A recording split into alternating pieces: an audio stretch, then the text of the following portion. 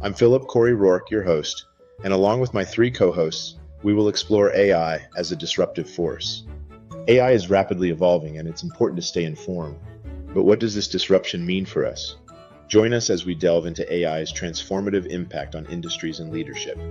We will also discuss which familiar products and services might soon become obsolete as a result of AI disruption. In our upcoming panel discussion, we will explore how AI is transforming leadership in everyday life. Our consulting experts will provide valuable insights on how to leverage AI for effective decision-making and tackle various challenges. We aim to highlight how AI can be embraced as an enabler rather than viewed as a threat.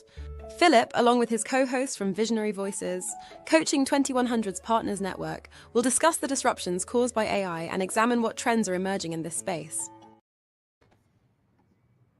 We are laying the foundation for what great AI executive leadership means today, how it succeeds, how it fails, and how it's different from what we've developed over the last 30 years.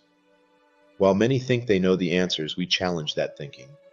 We're navigating uncharted territory: generational diversity, multiculturalism, automation, and democratization of work.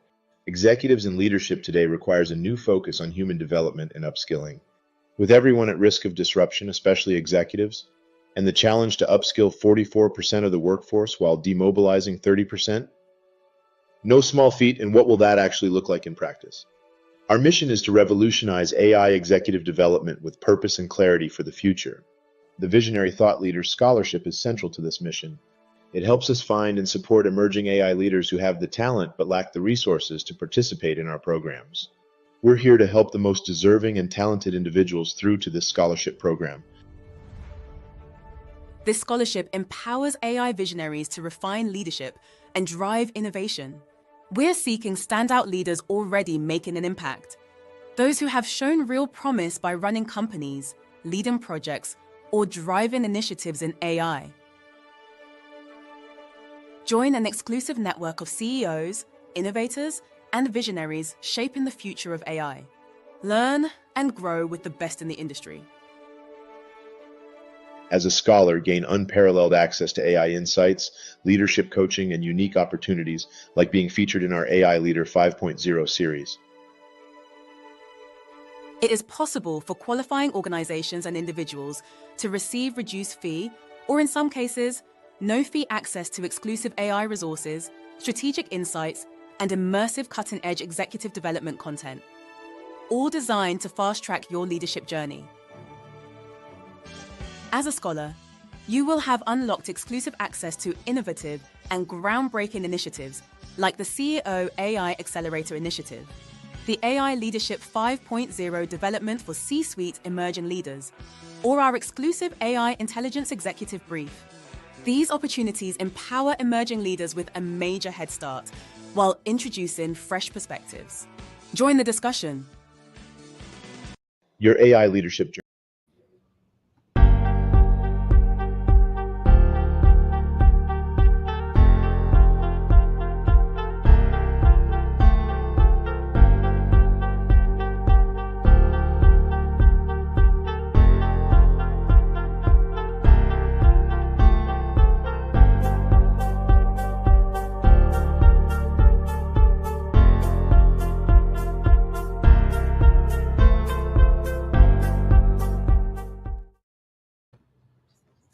Hi. Hello. We're here. Hello, everyone. Welcome. Hi, everyone. Welcome. I'm So, so Lisa, glad you're here. me too. Okay, let me get started. Hello, everyone. Today's show is all about embracing the unexpected and finding strength through disruption. We all know life can take surprising turns, but what do we do when faced with challenges? This is what defines us. Let me take you through a journey of stories today and practical insights about resilience that have helped leaders transform setbacks and triumphs. That'll be great. Look forward to listening to those stories. And Lisa, you set an inspiring stage for all of us. And I'm reminded of a quote, and someone will know this, and I can't remember who it was who said it. I remember it. I should have looked it up before, shouldn't I? But it says you can tell you really learn about people and what they're about when you see them when they're challenged, and Oh you yeah. see how they deal with it.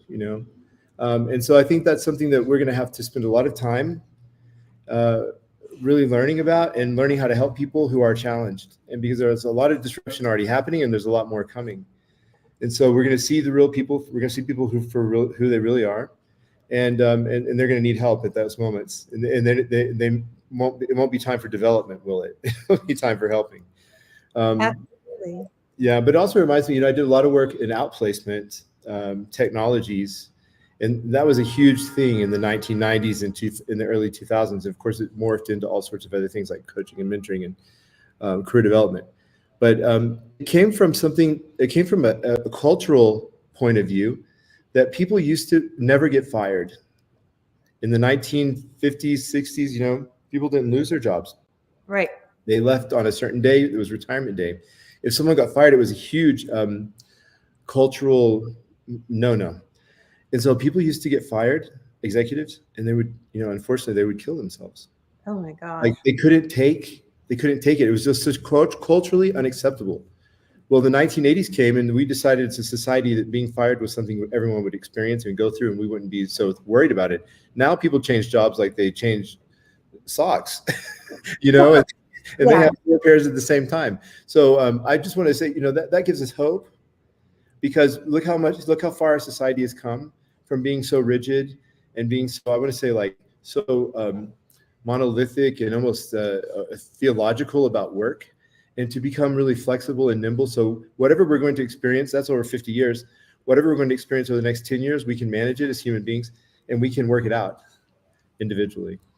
Absolutely. There's hope. I love your point also too about people will remember you. Like, we have all been disrupted so much the last 5 years, but throughout history.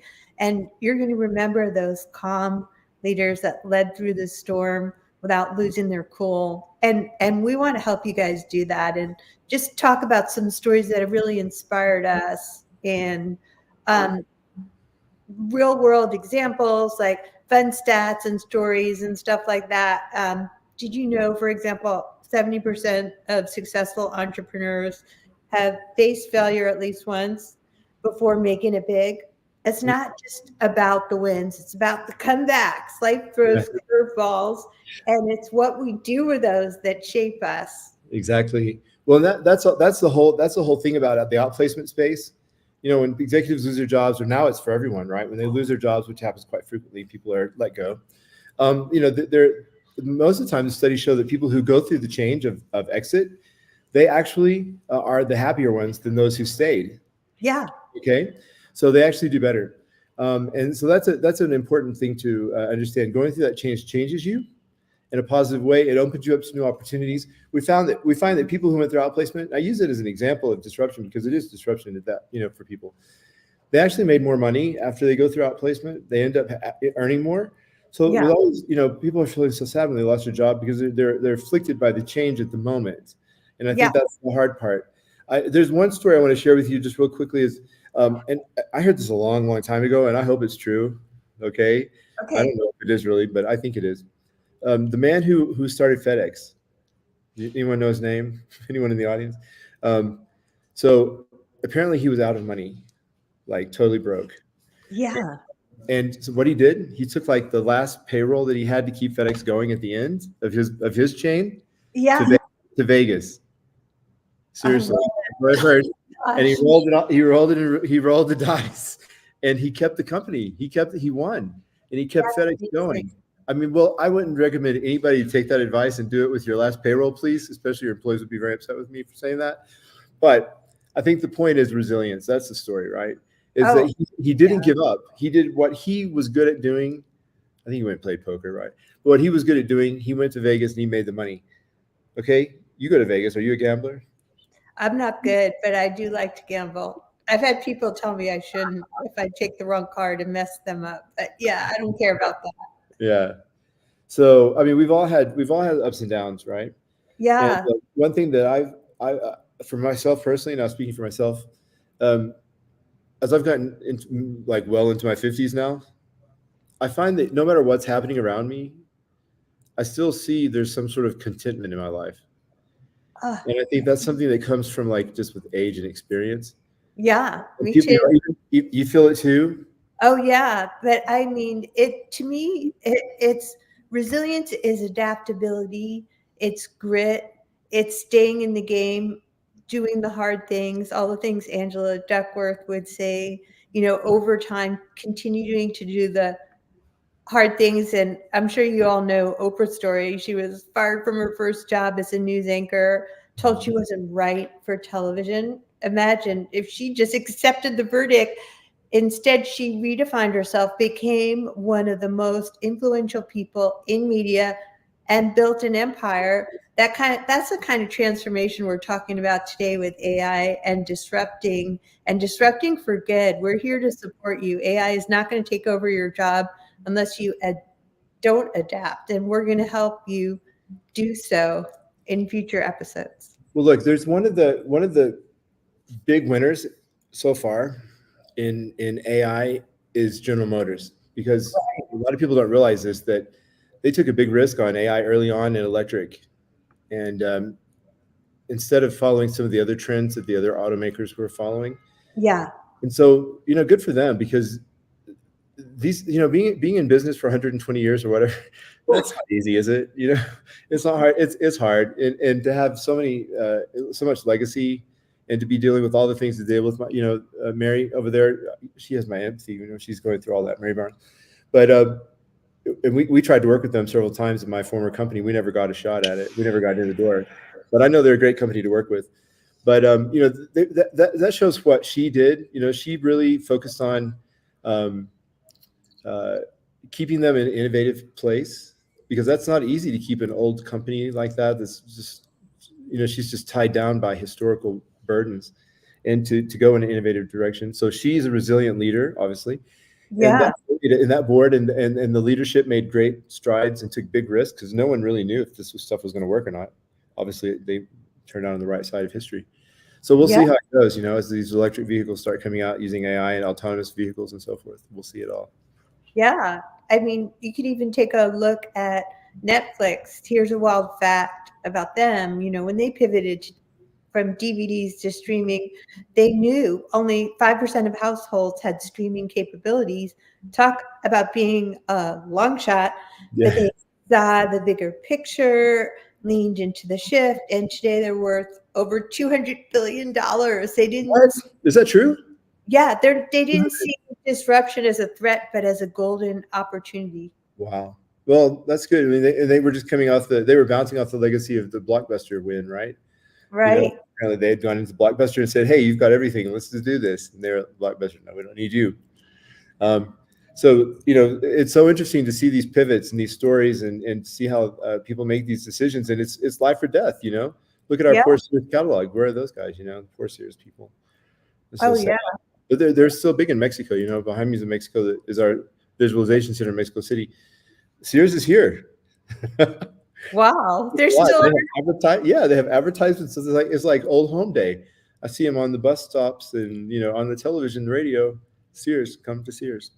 Yeah. I They mean, survive in some places. Maybe you never know. Sears may come back, roaring back. You never know, right? yeah. I mean, here's another story about change and adaptability for you. Only 30% of people feel comfortable with sudden change, yet over 80% admit that adapting has brought them major growth in the long run. Change is challenging, yes, but it's also where growth lives. I mean, the pandemic, for example, was really hard for obviously not just me, but everybody. And at the same time, there was huge silver lining in meeting people like you and being able to work online instead of having to see people in person. It Right. expands to a more global reach with much more possibilities. So I think there's so many examples. And you could talk about Amazon, they're another example. Mhm. And obviously they started as a simple online bookstore, but Bezos had this famous day one philosophy, meaning that if you're not willing to adapt every day, you're already falling behind. Amazon expanded beyond books, embracing AI to personalize the shopping experience. And now it's one of the most valuable companies at over $1.4 trillion. Is that right? Oh my God. I can't believe the valuations of these companies these days. And NVIDIA's ahead of everyone now. That tech company in India that deals the chips for should buy that stock sometimes. You know, I've watched it. They've gone to 143. They've gone down to 100. It's very volatile. But And now they're passing everybody, right? Like Apple and all that. exactly, they've passed everyone in capital. But you know what's interesting about their stock is that, you know, it's one of those things, you know, remember the internet days when these companies started coming online, you never heard of them before, and then their stock was worth 600, right? 1,000. And you was, oh, I wish I'd have bought it 140. I wish I'd have bought it 100, you know? So NVIDIA's like, well, they went to 143 last week, their stock price, and then went back down to 130. So it's quite, you know, they're working at, or the investors are. But it's one to watch, right? Because they're going to be, they're the biggest company. And all this talk, India, you know, talk about cultural resilience. Because what has India been through? We don't really know all these stories in our, you know, most of us don't really spend time learning or thinking about it. But culturally, India is one of the oldest countries in the world. Not it's a country, it's a kingdom with hundreds of countries, right? Hundreds of kingdoms. And the British came and worked with them and talked them all into coming under some sort of European type model, you know, and they got rid of all this stuff. And we think of India and Pakistan, you know, sort of a place, but it's not. And so how they've gone through all that for the last 150 years, and now they're coming out, they're going to be the top in technology, going to be the top in AI. I mean, we've been talking about America and China, but it's going to be India. We're talking about comebacks. I want to hear from you guys in the audience too. I mean, obviously I had to adapt and I wasn't the only one. So what is your biggest comeback story? I want to hear from you guys. How have you been able to adapt, stay gritty, have the right mindset, and push through no matter what your personal disruption was? If you're watching it on the replay or if you're here live, drop a comment. Let's make this fun. I want to talk about another quote, Winston Churchill. He said it best: success is not final. Failure is not fatal. It's the courage to continue that counts. I say, take a page from his book and focus on what's next, not what is lost. Yes. Well, you learn from every situation, don't you? Something important. Yeah. I should know a lot by now.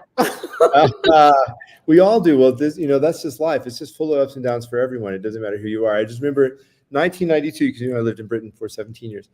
1992, the Queen said, this year was annus horribilis. This is how she said it. Annus horribilis was the worst year, basically, in her mind that she could ever imagine, because her children got divorced. You know, just everything that she had fought for just came undone. So you think if that you know, person who lived her entire life in such a virtuous way, and you know, gave everything she could to her country, and then for her kids to come and wreck it all in her, you know, in her 75th year, you know, right? It happens.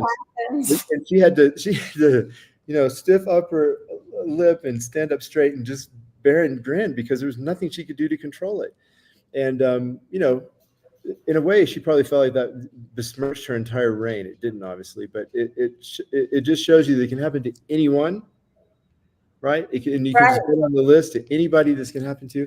But disruption is going to, what does it say? AI is going to disrupt every single person.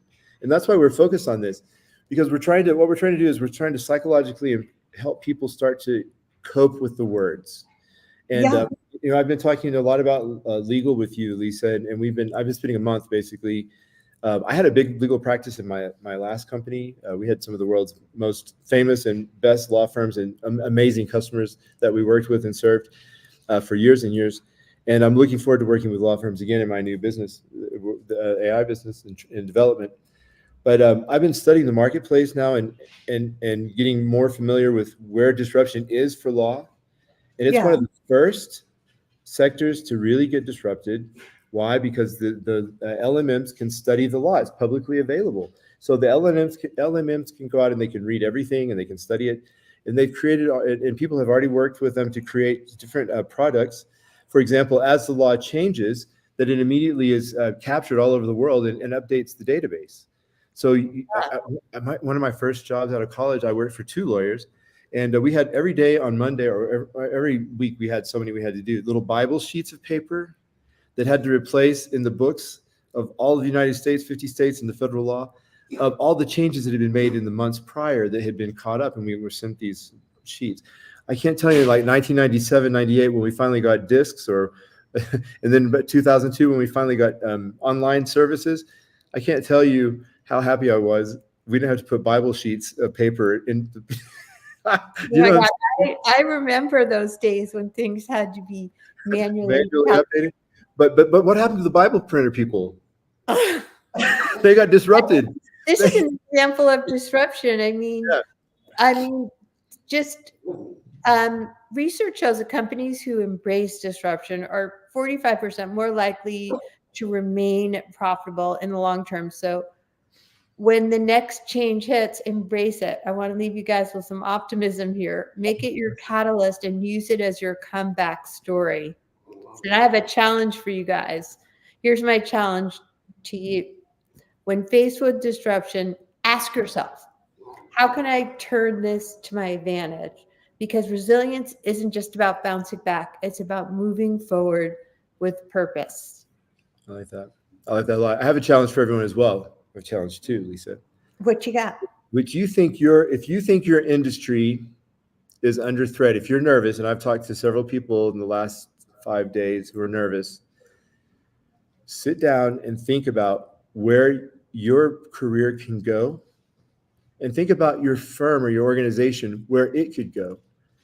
And just dream about it. Just dream about what your transferable skills are, and imagine yourself doing different types of roles. And you can look at things like the money that you would earn, or the type of work that you would do. Give yourself some freedom and some space to start thinking about it, because a lot of people, they're not going to lose their careers, but they're going to change, and they need to start mentally visualizing that and thinking about it now, and thinking about where their firms could go. So as we start working with more organizations directly, that's some of the exercises that we're going to be doing, and it will help them, because they'll start to see a future instead of being scared in the dark. Yeah, it gives you clarity when you have a clear vision that you can articulate to people. Then it gets people excited, and you have your buy-in and your engagement with your employees. So I love you're standing in front of your center and talking about being a visionary, which is what is required of leaders right now, like yourself. Yeah. See, what do we say? Lead with vision, lead with clarity. Those are the things. You got to have both. Yeah. Lisa, what a great chat with you. And thank you, everyone, for participating today. You've got 2 challenges on. Let's see how it goes. Thanks, Phillip. It was fun. Bye-bye.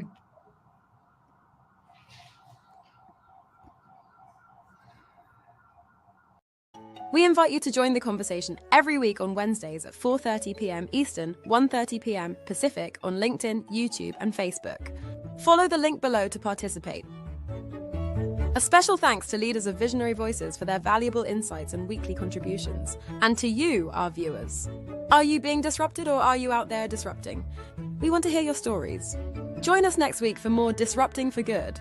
We will continue to explore how people use AI to open doors to incredible opportunities, while doors are closing for others, and why. Follow Coaching 2100 for updates. See you at the upcoming episodes of Disrupting for Good.